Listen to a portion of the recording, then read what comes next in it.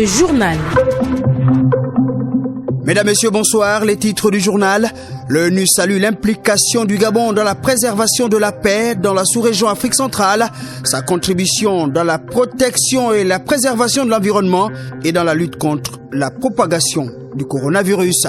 Vers une prorogation de l'état d'urgence sanitaire au Gabon, après validation du texte au Parlement sollicité par le gouvernement, attendu toutefois une communication sur l'allègement probable des mesures d'assouplissement. Covid-19, les masques en passent de devenir un véritable accessoire de mode. Des couturiers et autres créateurs en font un objet de tendance. Plusieurs stocks vidés dans les établissements commerciaux.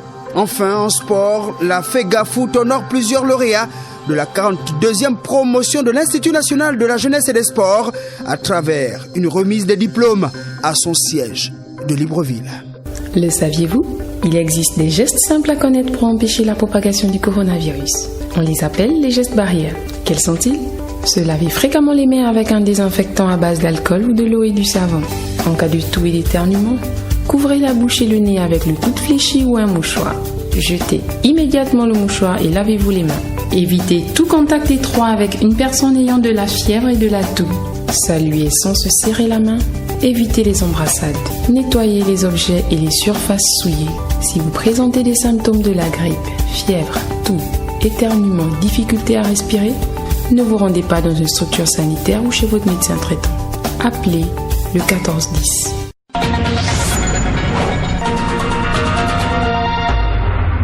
Bonsoir à tous, je suis Achille Mwanda Moussotsi. Cela dit, François Luceni Fall chez Rose Cristiano Soukara Ponda, le représentant spécial du secrétaire général des Nations Unies pour l'Afrique centrale, a abordé avec le Premier ministre plusieurs questions bilatérales, notamment la paix dans la sous-région et l'implication des autorités gabonaises dans la lutte contre le coronavirus. Ramoussa Voulé Santa-Fe rapporte. Certes, une première rencontre entre Rose Cristiano Soukara Ponda, la première ministre chef du gouvernement, et le représentant spécial de l'ONU pour l'Afrique centrale, mais les ambitions de développement du Gabon, du bureau régional des Nations Unies restent les mêmes. François Luceni Fall, représentant spécial pour l'Afrique centrale et chef du bureau régional des Nations Unies. Le secrétaire général a placé les femmes au centre de son mandat et le partage de responsabilités au niveau des Nations Unies aujourd'hui est presque paritaire. Donc la nomination d'une femme à la tête du gouvernement représente pour les Nations Unies une avancée très importante. Les Nations Unies se félicitent de cette nomination. Nous avons aussi l'occasion de discuter de certains problèmes importants. Naturellement, le rôle pionnier que le Gabon joue aujourd'hui dans la sous-région. Nous avons aussi parlé des problèmes d'environnement sur lesquels le Gabon joue un rôle pionnier. Nous avons eu aussi l'occasion de parler du climat. Nous avons parlé des questions sous-régionales, Centrafrique, un pays dans lequel le Gabon a toujours joué un rôle important. Pour François Luceni Fall, l'institution dont il représente dans la sous-région Afrique centrale reste disposée à accompagner le Gabon dans sa politique de lutte contre la Covid-19.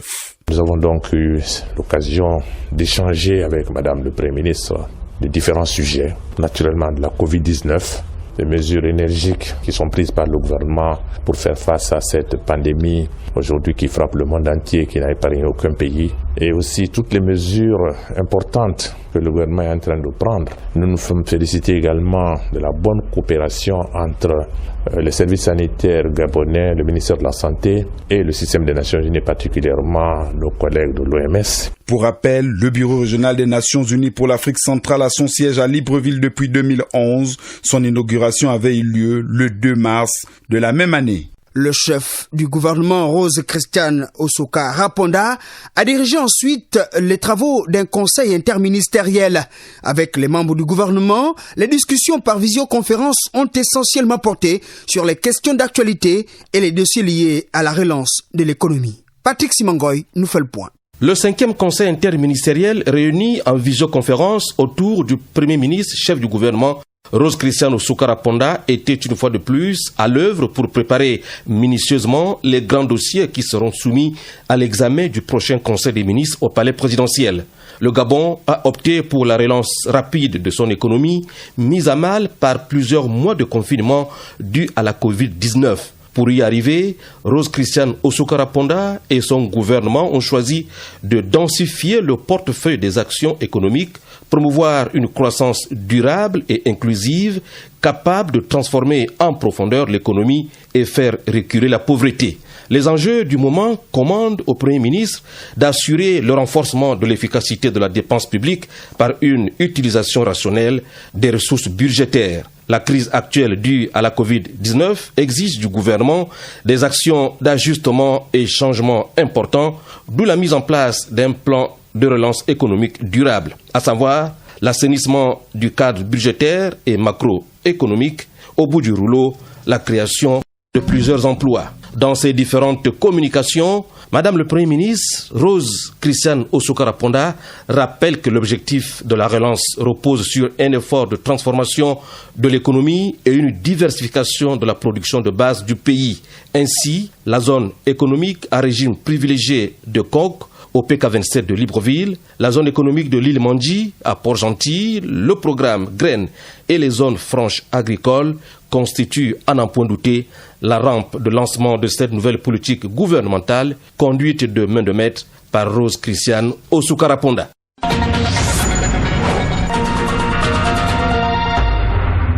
À la suite du gouvernement, le Parlement a entériné récemment la prorogation des mesures de lutte et de riposte contre la Covid-19 pour une durée de 45 jours supplémentaires. Une décision, selon le gouvernement, qui vise un seul objectif: maintenir le taux de prévalence à la baisse afin d'éviter toute nouvelle vague de contamination et un nouveau confinement. Cependant, une communication sur l'allègement des mesures d'assouplissement est attendue au regard de la baisse de l'activité économique dans le pays. L'état d'urgence sanitaire prorogé, est-ce un mal nécessaire? Tentative de réponse avec Ahmed Rayanziengi. En effet, plusieurs pays européens ont renforcé les mesures de restriction sanitaire, dont le port obligatoire du masque dans les zones les plus affectées. S'il est vrai que la question des reconfinements total global suscite la polémique au Gabon, cependant, une rigueur reste de mise quant à l'application stricte des mesures barrières dans notre pays.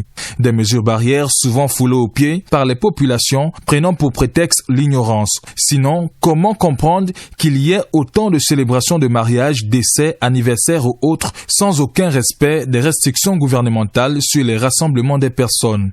À cela s'ajoute également l'absence remarquée des bavettes sur certains visages. Sur la voie publique, notamment sous les échangeurs des charbonnages et IAI, plusieurs personnes se sont permis des embrassades, accolades chaleureuses aux yeux et à la barbe des agents postés dans les environs.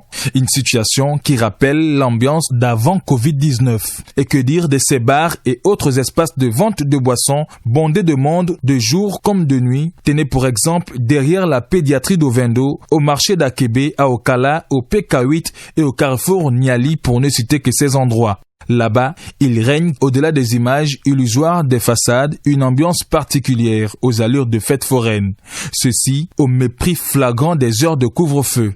Notons tout de même que malgré la prorogation du dispositif de lutte contre la Covid-19, la riposte gabonaise enregistre des résultats encourageants quant à la gestion de la crise. À ce jour, le pays compte uniquement une 50aine de décès. Ainsi, la prorogation de l'état d'urgence sanitaire est sans nul doute faite pour prévenir une résurgence des cas et éviter un retour au confinement total. Pour prendre le cas des pays de l'Union européenne, en Allemagne, force est de noter une recrudescence de l'épidémie depuis près de 2 semaines. Cela s'est notamment manifesté avec la statistique de 2000 nouveaux cas par jour. La France, quant à elle, se retrouve confrontée à une nouvelle recrudescence de la pandémie. Tout ceci pour dire qu'en définitive, il convient de souligner que la question de poursuivre l'état d'urgence sanitaire ou non a été tributaire de la situation de l'épidémie à l'international. En optant pour une prorogation, les autorités gabonaises mettent ainsi l'accent sur une population à l'abri. À cet effet, les instances financières régionales classent le Gabon parmi les modèles à suivre dans la gestion de l'épidémie sur le plan continental. Alors oui, la prorogation de l'état d'urgence et ses mesures sanitaires restrictives constituent sans nul doute une solution ou mieux un mal nécessaire par les temps qui courent, car la page coronavirus ne semble pas définitivement tournée. Ahmed Rayanziengi. Parlons toujours de la lutte contre la Covid-19. Le gouverneur de la province du Wellington, Jules Dieki, fait le point de la situation épidémiologique avec les membres de la commission provinciale.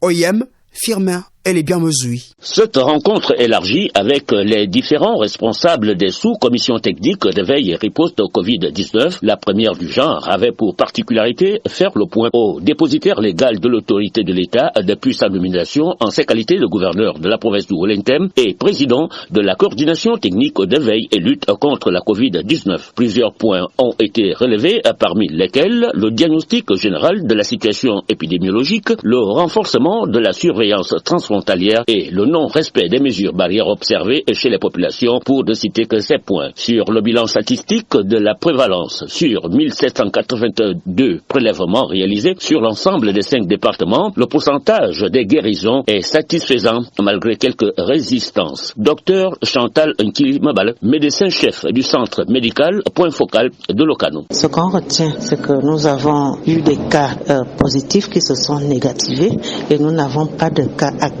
en ce moment. Nous n'avons pas enregistré de décès et en ce moment nous suivons les cas contacts. En guise de conseil, nous disons aux populations de continuer à respecter les mesures barrières instruites par les plus grandes autorités de la République et nous faisons notre travail à notre niveau à continuer à faire que ces mesures soient respectées dans tout le Haut-Lentem. Conscients de leur engagement dans la lutte constante contre la pandémie au Covid-19 dans la province du Haut-Lentem, la question sur le relâchement technique des sous-commissions causées par l'octroi des moyens financiers du personnel de santé non impliqué est restée sans réponse, tout comme en témoigne la méconnaissance du travail de fourmi réalisé sur le terrain par la sous-commission communication du Haut-Lentem. Les regards sont tout de même tournés vers la tutelle. En ligne d'Oyem pour Radio Gabon, la référence Firmin, elle est bien mesurée. Retour à Libreville, le masque devenu nouvel accessoire de mode. De nombreux couturiers font de ce moyen de protection contre le coronavirus un objet de tendance. Plusieurs magasins et autres établissements commerciaux sont littéralement pris d'assaut par les populations. Le constat est signé par Kitalov Dilebou Mabika. Carreaux, couleur unie, motif à fleurs ou en pagne, depuis que le monde entier est confronté au port du masque, cet accessoire a pris ses lettres de noblesse et vient peu à peu habiller de vrais looks. Se portant comme on le ferait avec un sac à main ou un foulard, beaucoup souhaitent désormais assortir leur masque à une tenue, à une marque, voire à un aspect de sa personnalité. C'est vrai que c'est devenu un accessoire de mode, mais moi je vois que c'est beaucoup plus avec les femmes. Les hommes ne sont pas trop regardants là-dessus. Le masque, maintenant, c'est devenu comme un habit. Il faut forcément marier la couleur du masque avec ce que l'on porte, au risque de faire un trop plein de couleurs. Parce que aussi, dans l'habillement, on pense qu'au maximum, c'est 3 couleurs sur le corps. Il ne faut pas exagérer. Je le marie avec mes vêtements parce que sans masque même d'ailleurs, je marie sur mes vêtements. Donc avec le masque, je trouve que c'est élégant, simplement. Les sapots rouges, les pantalons rouges, qui prend un bavette rouge, vraiment ça prend bien quoi. Ça sera bien joli, ça va bien sortir, ça prend un bon couleur quoi, ça sort bien. Obligatoire quand il est impossible de tenir la distanciation sociale, le masque de protection est devenu indispensable. Alors quitte à devoir le porter, autant qu'il soit joli. Seule obligation, que le masque réponde aux normes de sécurité, ce qui n'est pas toujours le cas de ceux qu'on l'envoie en street style. Et certains le fustigent. Moi je m'attaque pas là-dessus. Moi je porte le masque pour me protéger d'abord contre le corona, mais comme je vois d'autres qui ont mis les initiales de leur nom, personnellement je ne pense pas que je puisse faire ça. Distanciation sociale commence à partir du masque. Dans les faits de bord, ne l'essayez pas trop. Ce qui est important ici, c'est l'usage du port de masque en période de Covid, c'est ce qui est important. Son utilisation étant désormais répandue dans la population générale, certains modèles cherchent à se distinguer des autres, mais attention à ne pas perdre de vue son objectif premier qui est la protection. L'émission Gabon Santé de ce mercredi de 10h05 sur nos antennes aborde 2 pathologies à confusion. Il s'agit de l'arthrose et de l'arthrite, des maladies touchant les articulations. Docteur Eric Lebonda, spécialiste en médecine physique et réadaptation au CHU Mère-Enfant de Libreville, invité de Greta Matsanga et de Liliane Amiamendom, éclaire notre lanterne. On l'écoute en avant-première. Rhumatisme, c'est un terme global qui va nous renseigner sur le type de maladie articulaire. Okay. C'est un problème de rhumatisme, c'est un problème plutôt ostéo-articulaire. Donc l'arthrose, c'est un rhumatisme si vous voulez. L'arthrite, ça va être un rhumatisme. Après, il y a différents types d'arthrite. L'arthrite, à la différence de l'arthrose, l'arthrite est inflammatoire. Je vous ai dit, pour faire la différence, on va être obligé de faire des examens biologiques pour déterminer s'il y a ou pas un phénomène inflammatoire sous-jacent. Ça n'empêche pas que l'arthrose peut avoir un phénomène inflammatoire en dessous, comprenez? Donc, l'arthrite sous-entend inflammation stricte. L'arthrose peut ne pas avoir un phénomène inflammatoire, mais c'est les signes que je viens de vous indiquer. Et ces signes sont radiologiques le plus souvent. Signes anatomiques et radiologiques. Ça se voit très bien. Quand vous regardez une radio, vous savez que ça c'est de l'arthrose. Mais ça n'empêche pas qu'un genou arthrosique, par exemple, puisse faire une arthrite, une inflammation. Vous voyez. Donc c'est des termes qui ne sont pas antinomiques, mais qui ont leur différence. Mais c'est le domaine du médecin.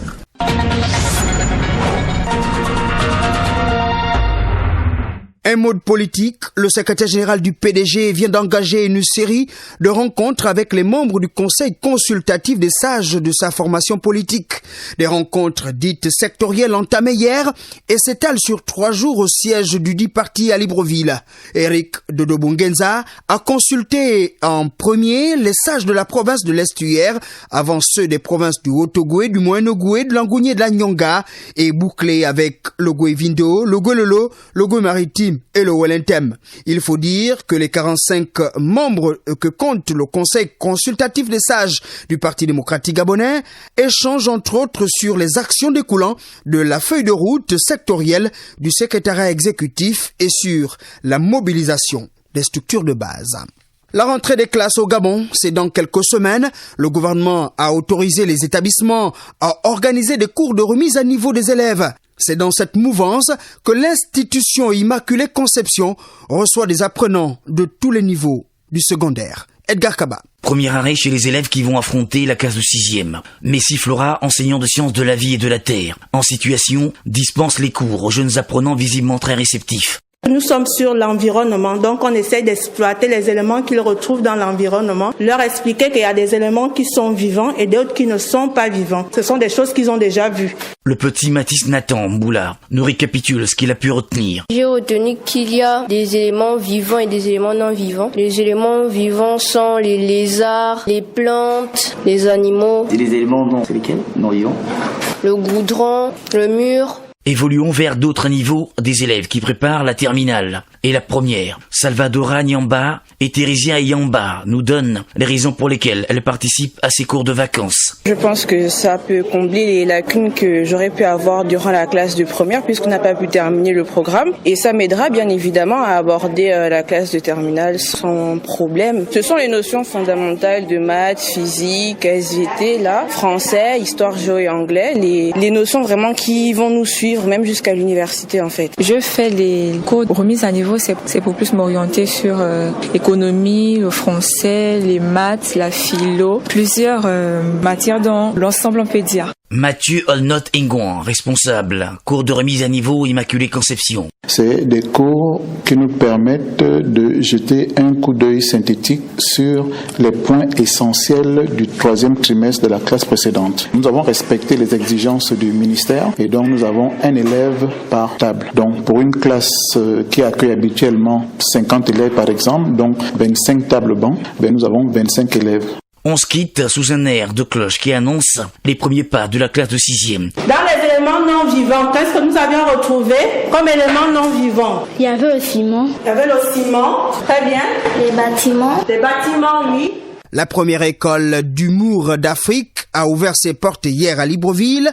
Elle accueillera aussi bien les artistes en herbe gabonais que ceux d'autres pays du continent. Le promoteur de cet établissement, Omar Defunzu Ongengue, entend former des véritables professionnels et de créer une vraie industrie de l'humour au Gabon. Une démarche qui influence déjà plusieurs jeunes rencontrés par Ahmad Beni Evaka. Si aujourd'hui vous croisez Mabika Taylor, vous n'avez pas dit « Oh Mabika Taylor, vous êtes un grand boxeur. Je peux au moins savoir un hypercute, bien un crochet. » Donc c'est la même chose que l'humour, quoi. L'humour, c'est un métier à part entière. Reconnaissable à travers sa veste rouge, ses blagues atypiques et son passage au Parlement du Rire, Yann Koko, de son nom de scène, est l'une des étoiles montantes de l'humour gabonais. Faisant partie des 12 apôtres d'Omar Defunzu, cet influenceur participe pour la énième fois à un renforcement de capacité pour ajuster davantage son talent. La chance que j'ai eue de participer au Parlement du Rire ou encore à des festivals festivals un peu partout dans l'Afrique. C'est justement à cause de ces ateliers-là. Du coup, quand l'occasion s'est représentée à nouveau, je me suis dit, puisque je suis déjà à l'international, c'est le moment de maximiser encore plus le travail.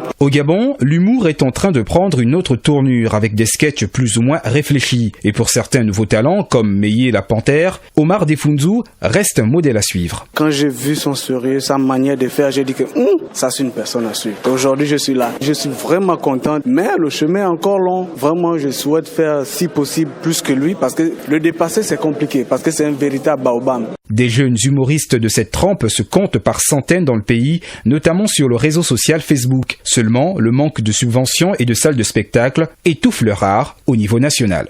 L'actualité, c'est aussi de la religion. En souvenir à la déportation au Gabon de Cheikh Amadou Bamba, les mourides ou les disciples de ce religieux musulman célèbrent le retour de ce résistant des terres tropicales du Gabon vers son pays natal. Issa Steve Mefan. L'histoire d'Amadou Bamba est très liée aux événements coloniaux de l'Afrique à la fin du 19e siècle. Il est déporté du Sénégal pour le Gabon. Il y demeure pendant 7 ans et quelques mois. Il y sort indemne de tout mal. En souvenir de ces épreuves, le Magal signifiant réjouissance en Wolof.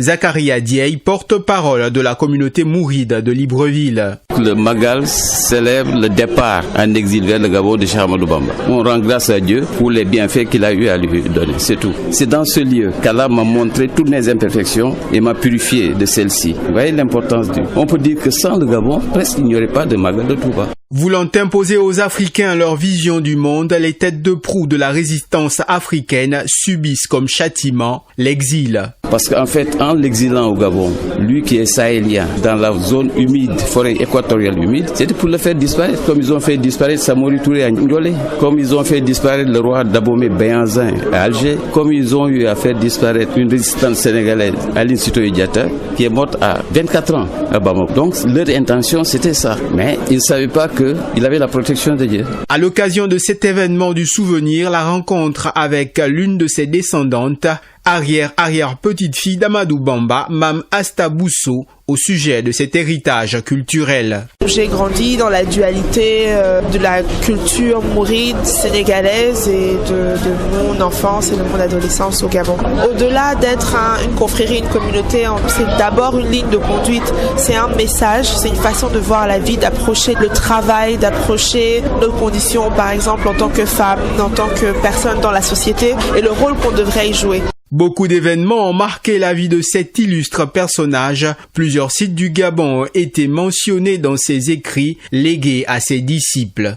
Un fait divers dans ce journal, un homme de 68 ans se donne la mort à l'aide d'un fusil de chasse de type calibre 12 à OIM. L'enquête ouverte par le parquet de la capitale provinciale de Wellington semble accréditer la thèse d'un suicide. Les précisions OIM avec Firmin et les bien mesures. Quartier Métuing, premier arrondissement de la commune d'Oyem, c'est la stupeur. Casimir Mvé Etou, 68 ans, père d'une nombreuse famille, homme sans histoire selon le voisinage, se donne la mort dans sa chambre. Aussitôt informé, le procureur de la République, près le tribunal de première instance d'Oyem, Rodrigue Ondong Foumou, a instruit son substitut pour s'enquérir de la situation. Le constat est déplorable. Candy Ghislain. Monsieur Etougué Mvé Casimir, autrefois travaillait à la marine marchande. Finalement, il va démissionner et va trouver emploi dans l'entreprise Sogec où il va exercer comme frigoriste. Et là, parallèlement, il va prendre sa retraite. Il se plaignait d'une manière récurrente d'un problème de mal de tête, de fièvre persistante. Et là, ses enfants, par amour, vont décider d'aller à Libreville au fin d'ausculter leur père. Ils vont faire des analyses médicales approfondies. Le dossier médical semblait vierge. Aucune pathologie sérieuse, sauf un problème oculaire qui est naturellement n'est pas assez grave. Dans ce jour-là, aux environs des 13h, il va commissionner sa fille, la nommer au COMV chez un épicier. Et de son retour au domicile, elle va donc constater l'irréparable, le corps sans vie de son père. Elle va joindre donc les unités de police opérationnelles qui vont donc nous joindre. Voici donc l'effet de la cause et en droit, c'est un suicide et le suicide naturellement ne donne pas lieu à des poursuites judiciaires. C'est une situation difficile à recadrer dans la mesure où les autorités judiciaires ne savent pas où commencer pour résoudre l'énigme de ce drame qui affecte toute sa famille au même titre que les riverains. En ligne d'OIM pour Radio Gabon, la référence Firmin et les bien mesures.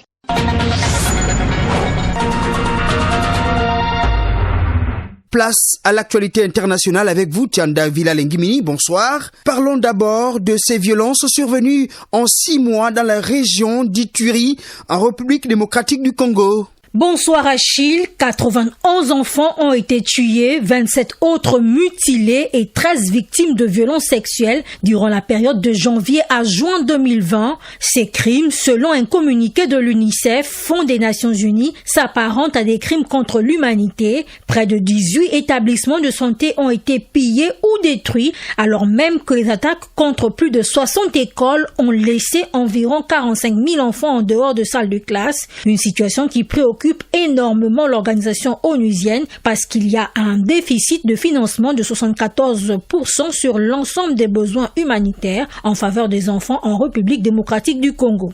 En Guinée-Conakry, le président Alpha Condé, à la course pour un 3e mandat controversé, a assuré qu'il est un démocrate et aussi qu'il est prêt à respecter le verdict des urnes tout en se défendant de vouloir faire une présidence à vie, alors même que les tensions se multiplient dans le pays.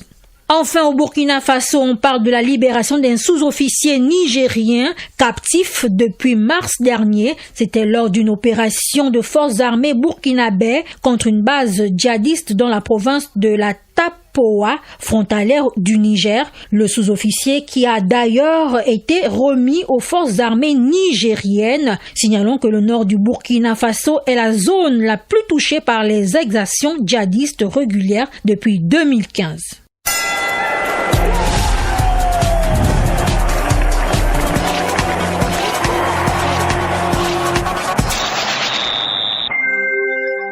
La page de sport avec vous, Lurich Koupangoy, à l'entame du football, avec la remise des diplômes aux étudiants de l'Institut national de la jeunesse et des sports ce matin au siège de la FEGAFOOT. La cérémonie de remise des diplômes des étudiantes, prise en charge par la Fédération gabonaise de football et la 42e promotion de l'Institut national de la jeunesse et des sports, s'est déroulée ce matin à la maison Alexandre Samba. David Magena pour le reportage. Après 3 années de dur labeur, les 4 étudiantes prises en charge par la Fédération gabonaise de football ont reçu officiellement leur diplôme dans la filière de professorat adjoint d'éducation physique et sportive. Durant leur cursus scolaire, ces étudiantes ont fait montre d'assiduité. Erika Misongo, majeure de la 42e promotion. Je suis très heureuse et très émue. J'aimerais encourager certaines filles, anciennes joueuses ou bien celles qui sont toujours en activité, à faire le même choix que moi. Parce qu'au sortir de là-bas, on a directement un emploi. On ne va plus se chercher comme certains après le bac. Le secrétaire général du ministère des Sports appelle les lauréates à plus de professionnalisme et à toujours rechercher l'excellence. Frédéric Ndunda. Il faut maintenant se mettre au travail avec beaucoup de discipline. La même discipline qui a prévalu pendant les 3 années à l'INJS doit se sentir sur le terrain et être des modèles et des exemples pour les jeunes qu'ils auront à former. Le président de la Fédération gabonaise de football s'est réjoui de la réussite de ces 4 anciennes footballeuses. Pierre-Alain Mungengi. Il y a 3 ans exactement, les 4 filles faisaient partie de l'équipe nationale et elles avaient obtenu le bac. Quand elles ont obtenu le bac, elles n'avaient pas eu d'orientation et elles sont venues nous voir pour dire nous avons terminé, qu'est-ce que nous pouvons faire? Et c'est comme ça que nous avons lorgné du côté de l'INJS. Nous sommes heureux aujourd'hui qu'elles aient terminé leur formation. Arrivées en fin de formation après 3 années, l'une des lauréates ne cache pas sa joie. Claude Stéphane Moubéa. On pourra être un plus, notamment dans le domaine du football. Donc aider les plus jeunes que nous dans la formation du football, les encadrer et servir d'exemple. Créé en 1970, l'Institut national de la jeunesse et des sports est un établissement public d'enseignement supérieur. Il a pour mission, entre autres, de former le personnel enseignant et d'encadrement du ministère des Sports et des Loisirs. On reste dans le football. Thomas Partey s'est engagé avec Arsenal. C'est un énorme coup réalisé par les Gunners. Le Ghanéen de 27 ans, à l'Atlético Madrid depuis 8 ans, est un renfort de poids pour les hommes de Mikel Arteta. Pour arracher le joueur, les dirigeants d'Arsenal ont payé la clause libératoire de 50 millions d'euros. Cette somme fait du Ghanéen le deuxième Africain le plus cher de ce mercato, derrière l'attaquant nigérian Victor Osimhen, passé de Lille à Naples pour 70 millions d'euros.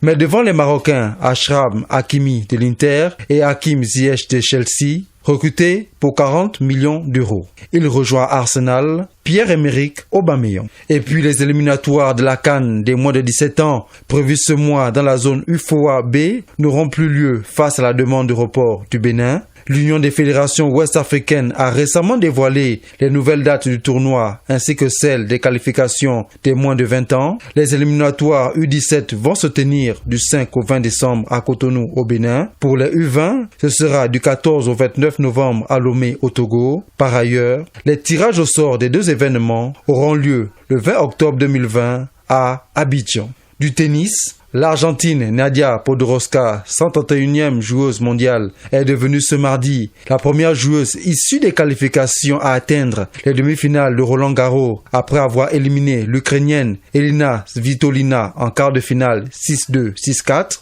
Âgée de 23 ans, Podoroska, qui joue pour la première fois le tableau principal du major parisien, affrontera Iga Swiatek, 54e joueuse mondiale, ou Martina Trevisan pour une place en finale. À noter que le tournoi de Roland-Garros s'achève le 11 octobre 2020. Du basketball, du 23 au 25 octobre prochain, Yaoundé, la capitale du Cameroun, va abriter le dernier tour préliminaire de l'Afrobasket masculin 2021. Ces qualifications concernent le Soudan du Sud, le Cap-Vert, le Tchad et le Zimbabwe. Le vainqueur du tournoi va compléter le groupe E où se trouvent le Maroc, l'Égypte et l'Ouganda. Il faut noter que la FIBA compte organiser les éliminatoires de la compétition de novembre 2020 et février 2021 en bulle. Pour le moment, les villes hôtes ne sont pas dévoilées. La fenêtre de novembre est prévue du 27 au 29 novembre, mais le calendrier pourrait être modifié. Du handball pour terminer, la Confédération africaine de handball met les jeunes à l'honneur. 2 compétitions leur sont dédiées en décembre prochain au Maroc. D'abord le 27e championnat d'Afrique des juniors du 6 au 12 décembre, puis le 16e championnat d'Afrique des nations réservé aux cadets nés en 2002 qui va se tenir du 13 au 19 décembre. Chez les dames, la 24e Coupe d'Afrique des Nations aura bien lieu au Cameroun du 11 au 20 juin 2021 après un premier report de décembre 2020 à mars 2021. Mais auparavant, l'Algérie va accueillir le 36e championnat des clubs vainqueurs de coupe du 31 mars au 9 avril 2021. C'est avec ces nouvelles de sport que se referme le journal, mais avant, le rappel des titres. L'ONU salue l'implication du Gabon dans la préservation de la paix dans la sous-région Afrique centrale, sa contribution dans la protection et la préservation de l'environnement et dans la lutte contre la propagation du coronavirus. Vers une prorogation de l'état d'urgence sanitaire au Gabon, après la validation du texte au Parlement sollicité par le gouvernement, attendu toutefois une communication sur l'allègement probable des mesures d'assouplissement. Covid-19, les masques en passe de devenir un véritable accessoire de mode. Des couturiers et autres créateurs en font un objet de tendance. Plusieurs stocks vidés dans les établissements commerciaux. Enfin, en sport, la FEGA Foot honore plusieurs lauréats de la 42e promotion de l'Institut national de la jeunesse et des sports à travers une remise des diplômes à son siège de Libreville. Merci à Tiane Davila Lengimini pour la collaboration rédactionnelle, Léopold Lombo-Moisoko pour la mise en onde, Hermano Sunga au montage, la réalisation est d'Ahmad Beni Evaka. Je suis Achille Mwanda-Moussouti. Bonne soirée à tous et à demain.